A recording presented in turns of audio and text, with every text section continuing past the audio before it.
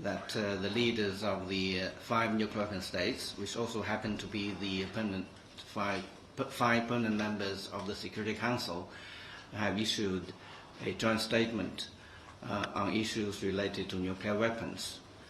And also, it is also the first time since the year 2000, after the Millennium Summit, that the leaders of the P5 have issued a joint statement on any issue, on any international issue. So this by itself demonstrates the significance of this important document.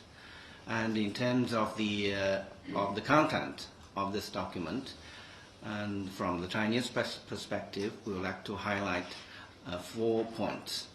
One is the reaffirmation, or the affirmation, I should say, the affirmation of the famous principle, which is that nuclear war cannot be won and thus never be fought. This is a very important principle, it is especially important because this time around it has been affirmed collectively by the 5 nuclear weapon states. And you may know that this principle was first pronounced in 1985 by Reagan and Gorbachev at the peak of the Cold War. And at that time, this pronouncement of this very important principle was helpful in improving the high tension between the 2 superpowers at that time. Now, almost more than 30 years after, and the P5 felt it necessary, given the current international situation, to reaffirm this important principle. And in our view, this will go a long way towards alleviating the concerns, and in particular concerns about the risk of a nuclear war, and in reducing tension. So this is the first point we would like to highlight.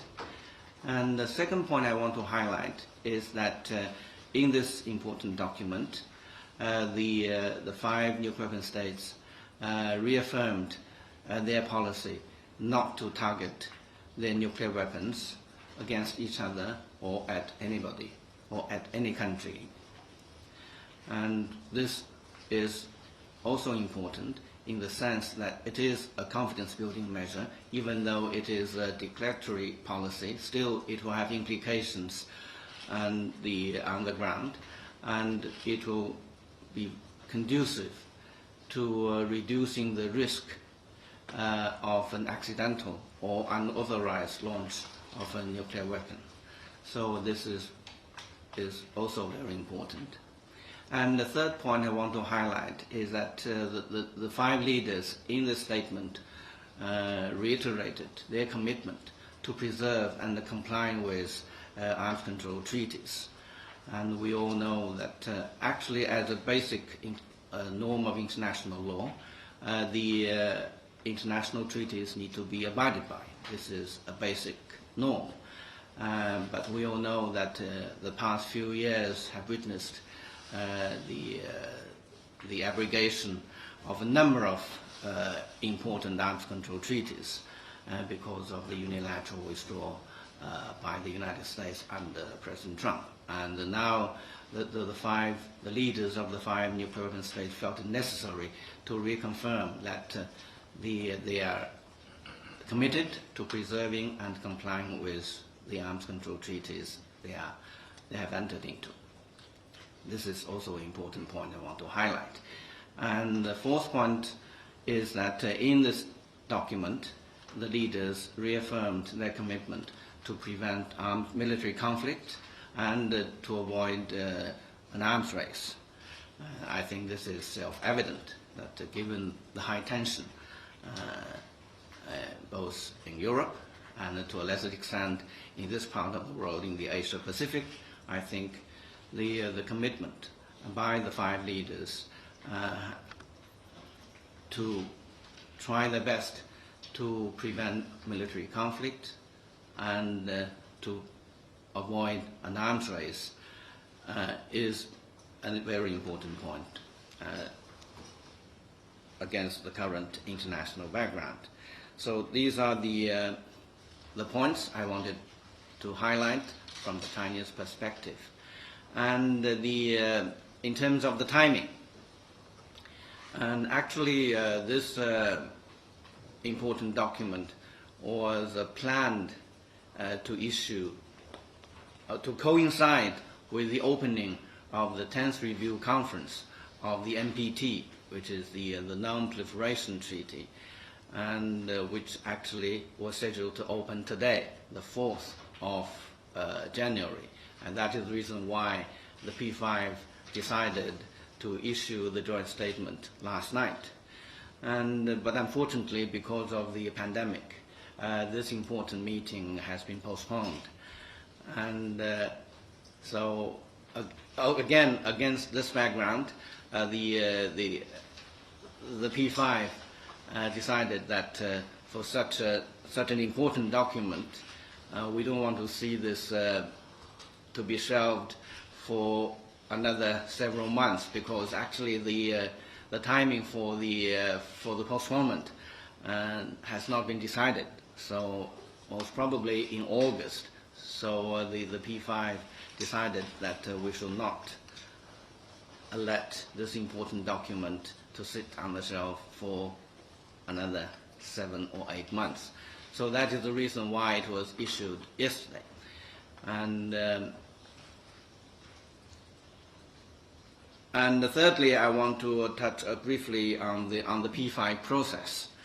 And you may know that this document was formulated within the P5 process. The P5 process is a process that has been established under the framework of the NPT.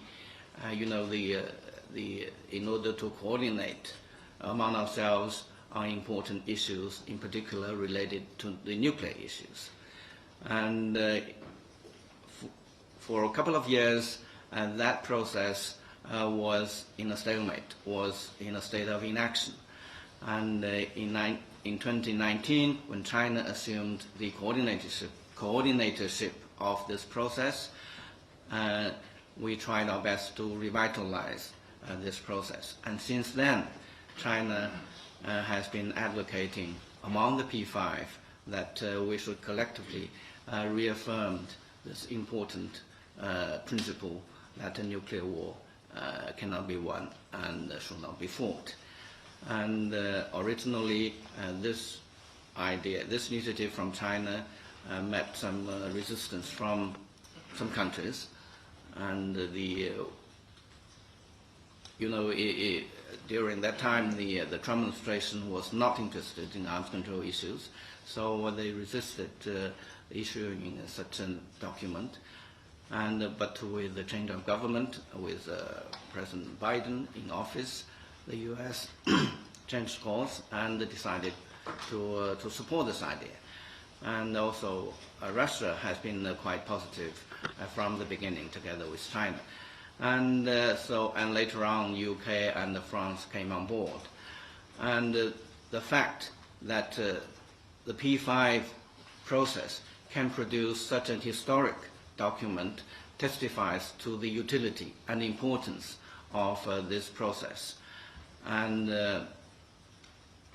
you may know that the vast number of non-nuclear states attach great importance to this process, and they expect the P5 to play a leading role in terms of the nuclear disarmament and also in nuclear non-proliferation and further in the peaceful use of nuclear energy. So this is a vehicle whereby the P5 can play a leading role in these efforts. And from the Chinese perspective, we have been attaching great importance to this process. And as I said, China played a very positive role in revitalizing this process and in pushing for the conclusion of this important document. And in our view, having had this document, we should move ahead on this basis. In our view, this important document by the leaders of the P5 have provided a framework, or if you like, the guiding principles for this P5 process to move ahead. And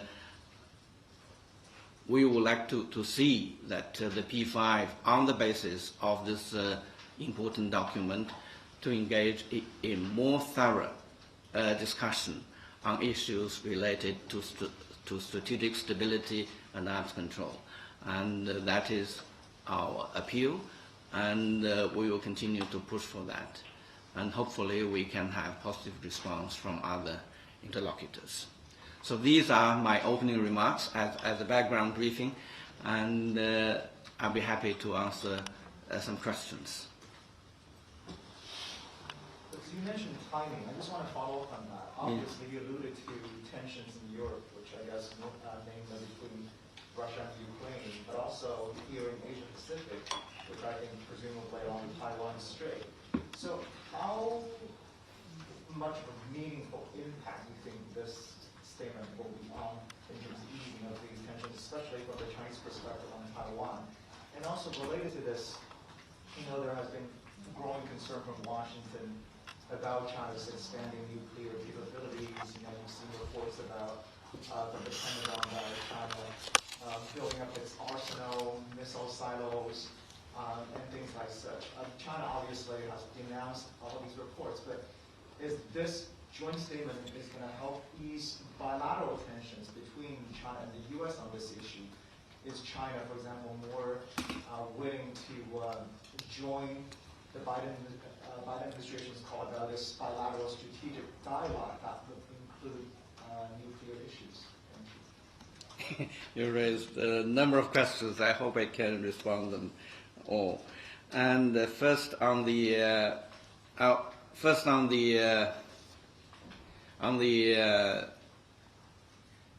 assertions made by the U.S. officials that China is expanding dramatically its nuclear capabilities. First, let me say that this is untrue. And China, as we always say, that we adopt this no first use policy, and also we maintain our nuclear capabilities at the minimum level that is required for our national defense. So it is not our policy to expand dramatically, or in the word of the U.S., remarkably, the nuclear capabilities. And secondly, it doesn't mean that China is not modernizing. We do not deny that China has taken measures to modernize our nuclear arsenal, if not for other reasons, but for reliability and safety reasons. And you know that nuclear weapons also age, so we need to keep up with this process in order to make sure that our nuclear weapons are safe and our nuclear weapons are reliable as a deterrence. And thirdly, I want to emphasize that China need to assess the sufficiency of its nuclear forces according to the changing security environment. We all know that since Trump, and actually this policy has been taken over by the Biden administration as well, that they regard China as the biggest competitor, and they are using every means to contain China. And so in terms of in the nuclear field, they are actually, the U.S. Plan to spend trillions of U.S. dollars in the next 3 decades to upgrade each one of the legs of the triad nuclear capabilities of the U.S. So I don't need to give the list of the plans they have laid out. And also, in this part of the world, after the U.S. withdrew from the INF Treaty, Intermediate Range Nuclear Force Treaty, they have publicly announced that they will deploy intermediate range missiles, ground-based, in this part of the world. And in addition, they're also building this global missile defense system, and also deploying some components of this global system in this part of the world. So all this have changed the security dynamics. So China need to cope with this, and naturally, China need to take measures in order to make sure that the Chinese nuclear deterrent forces are viable and are capable of performing the task they are assigned to. So these are the rationales. So as to the silos you mentioned, indeed, I also read reports about this, but there are conflicting reports. Some say that they are silos for missiles, but there are also reports who say that they are nothing than the wind turbines for the wind energy. Here I'm not in a position to confirm any of the reports. But what I can say at this stage is that I don't think it is a serious business to try to calculate the force of or the size of the Chinese nuclear forces based on those pictures. I think our American colleagues know better than that. So I will stop at that on that question. And with respect to the bilateral dialogues, actually China has maintained bilateral arms control dialogues with many countries, I would say, including the US. And before the Trump administration, and there has been regular dialogues between the two sides.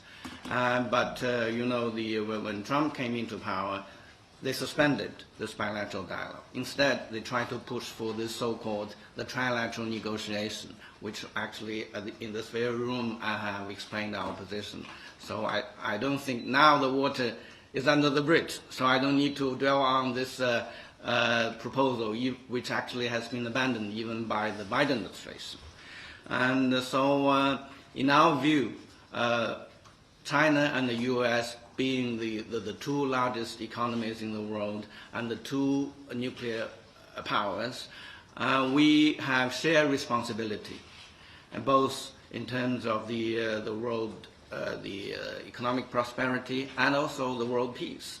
So it is important that the two sides need to talk to each other on issues, on these issues. So we actually within the P5 process, as I said, China and the US, together with other interlocutors, have maintained quite professional and in-depth discussions on issues related to nuclear weapons, including the nuclear doctrines and the transparency measures and all these. And we could resume the bilateral dialogue between our two sides in order to understand each other. And because from the discussions I have had so far, I see that there are many things that need to be clarified. For instance, the strategic stability. Many countries don't understand the exact meaning of this term.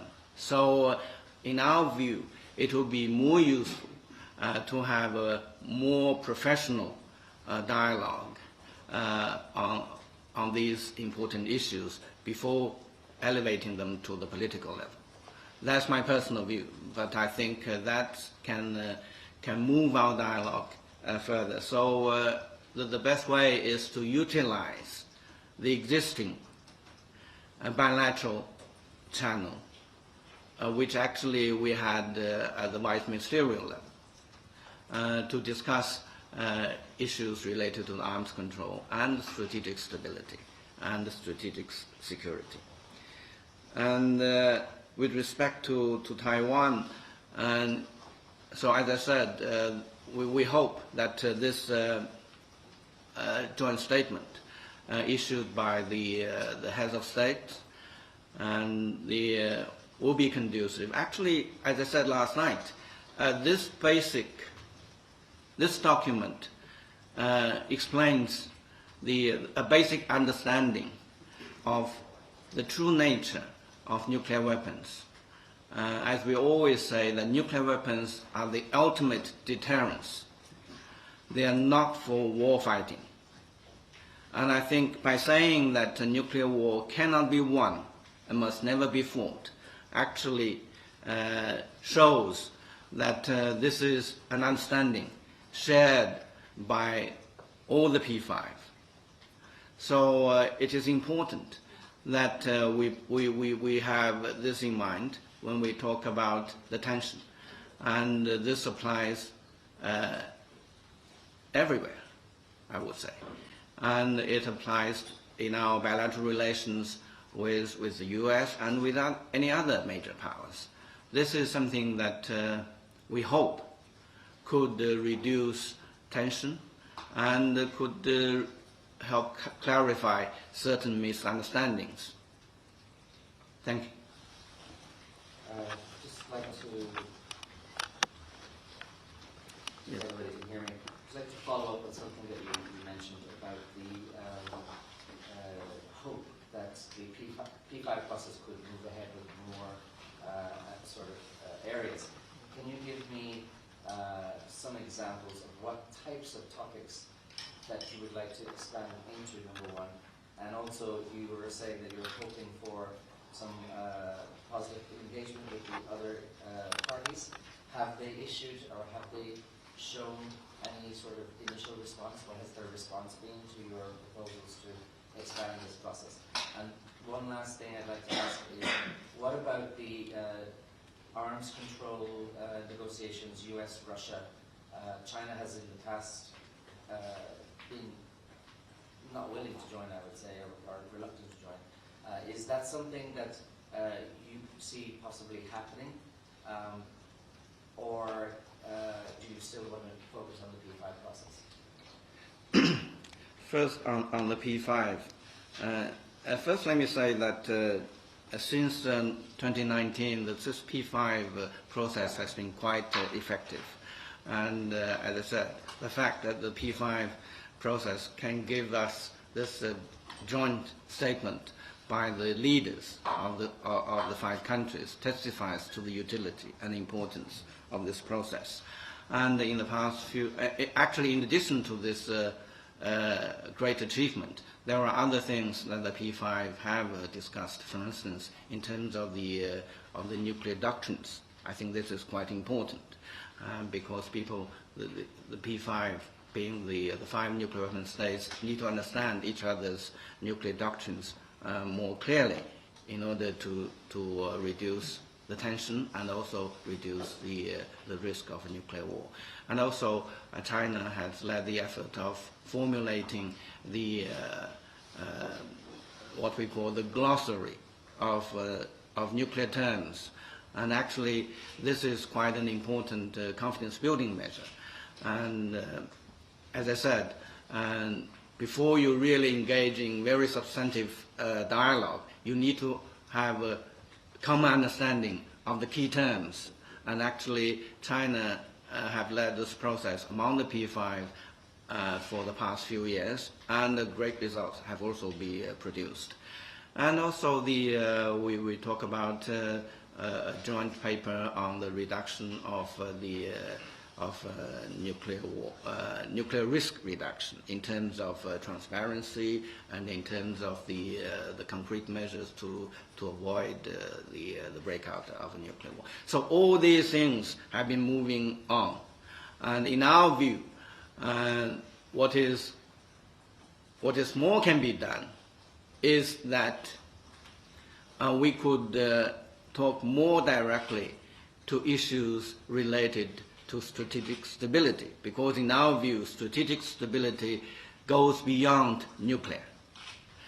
With the emerging technology and with the, for instance, the missile defense, and also with the outer space issues, all these things could, and also AI, I would say, all these things have a direct impact on the global strategic stability. And in our view, all these things need to be brought into the discussion on the P5. And this will actually deepen the discussion among the P5 on these issues.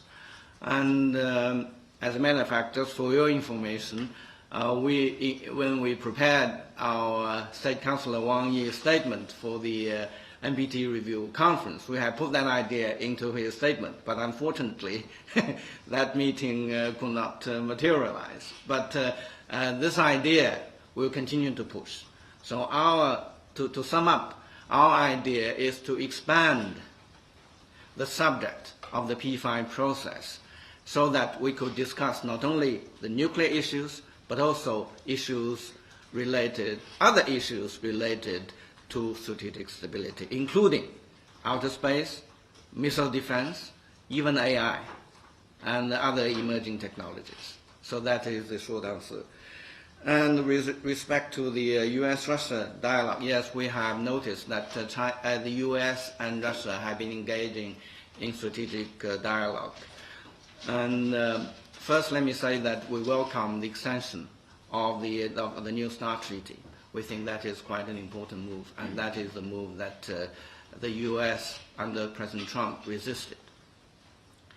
And secondly, we don't think that is sufficient, because even after this extension of the New START Treaty, the U.S. and the Russian Federation together, they still possess over 90% of the existing nuclear weapons on the Earth. So the international consensus is still that they should move ahead in further reducing their nuclear weapons. And we would say that reducing their nuclear arsenals in an irreversible and also in an irreversible and legally binding manner. And the reason why we emphasize irreversible is that when we talk about reduction, it should not be only moving those nuclear weapons from one place to another place and just moving. What I mean is that some of the measures were actually not dismantlement of these nuclear weapons, nuclear warheads. They just move from the active deployment mode to a stockpile. But the nuclear weapons are still there. So, and for us, it doesn't constitute real a reduction. When we talk about reduction, it should be dismantlement. And that's what we mean by irreversible. And also in a legally binding manner. In a legally binding manner, we all see what happened during Trump administration. And a very, very good example is the JCPOA. So unless even treaties the U.S.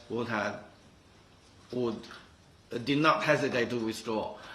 If it is not a legally binding document, it could only make things easier for those people who do not have an interest in arms control to withdraw from the treaty. So at least by having a legal document, it provides some protection against that.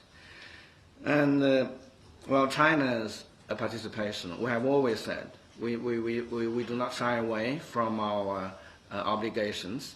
And I would emphasize the fact that China has maintained minimum nuclear capability in the past few decades is the most important contribution that China makes to the nuclear disarmament cause. And this is true because in the past few decades, China has shown great restraint in its development of nuclear weapons. And even today, we are also showing great restraint. As I explained, we will only develop our nuclear capabilities that is needed at the minimum level for our national defense. And that policy will not change. Let me emphasize that the no first use policy will not change. And the minimum deterrence policy will not change. And despite what has been said by some people, including some U.S. government officials. And this is for number one. And secondly, we have said that if the two nuclear superpowers continue to reduce, and we will be happy to join if they have reduced to our level. We have said that many times, and that is also our position. When we talk about nuclear disarmament or nuclear reduction, we always say that it should be done by step-by-step manner. And step-by-step manner globally would mean that the two nuclear superpowers need to reduce further reduce and drastically reduce their nuclear capabilities to a level comparable to the level of China, and for that matter to the level of France and the UK. so that other nuclear weapon states can join in this process. So I hope I've answered your question. Yes, please. You mentioned the JCPOA, and my question is, how is the negotiation going on the return to compliance with the Iran treaty, and what role does China play, and what is China's proposal to push forward the talks? Yes, actually, yes. Yesterday, the negotiation in Vienna resumed, and after the suspension for the New Year holidays, and we are following the negotiation closely. Our understanding is that the 8th round has been quite businesslike, and in-depth discussion have been had, and from the public comments from the participants, we can see that on the whole, all sides are satisfied. Of course, people talk about finishing this round, finishing the negotiation within this round, and that is also our hope. And we need to have a sense of urgency, but at the same time, we caution against setting any artificial timelines. And so negotiation, we should allow the negotiation to take its own course. So as far as China's position is concerned, vis-a-vis the JCPOA, first we need to realize, we need to have a clear understanding of the basic logic. That is the reason why we are here today, that the JCPOA is in a state of crisis, is a state of danger, is